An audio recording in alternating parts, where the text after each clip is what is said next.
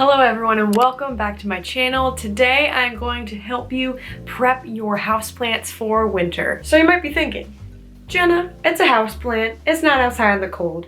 Why would I need to prep it? Well, the days are shorter obviously in the winter, which means your plants are getting less light, which is fine as long as you don't water them as often. So if you have a watering schedule, let's say you're watering your plant once a week, your plants are going to get overwatered that way because the sun that helps dry out the soil is not there as much, which means your plants are most likely going to get root rot. They're going to just get overwatered, which is not something you want. So I would highly recommend watering your plants less, and I would also recommend, which I've talked about before, doing the chopstick method when figuring out when to water your plants, which basically means you take a chopstick, so this is a colored pencil, obviously not a chopstick, or a skewer or something like that. You put it in your soil, and like when you're baking, if the soil sticks, like the batter when you're testing out your brownies, that means that you need to let it dry out for a couple more days.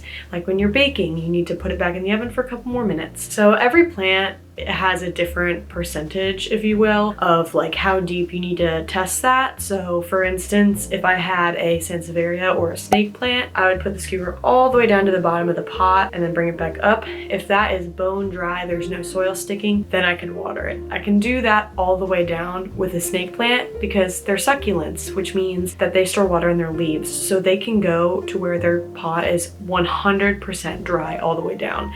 Now for something like a pothos, the leaves are pretty thin, so they don't carry a lot of water in their leaves at all. That means that I'm going to go about 40% down for these guys, maybe 50, but that's what I would most likely do for this type of plant. Again, you can look this up very easily, kind of see when you can water your plant that way. And I also bottom water, which is when you have a bowl underneath and you water that way. I do talk about that in other videos as well. Another really simple thing that I would suggest is so in the winter obviously you have your heat on because it's cold outside.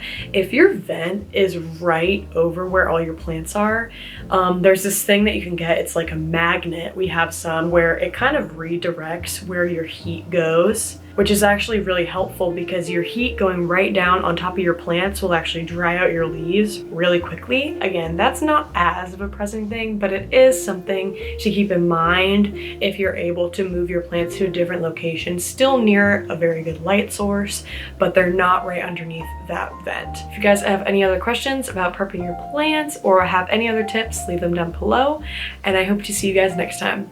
Bye everybody.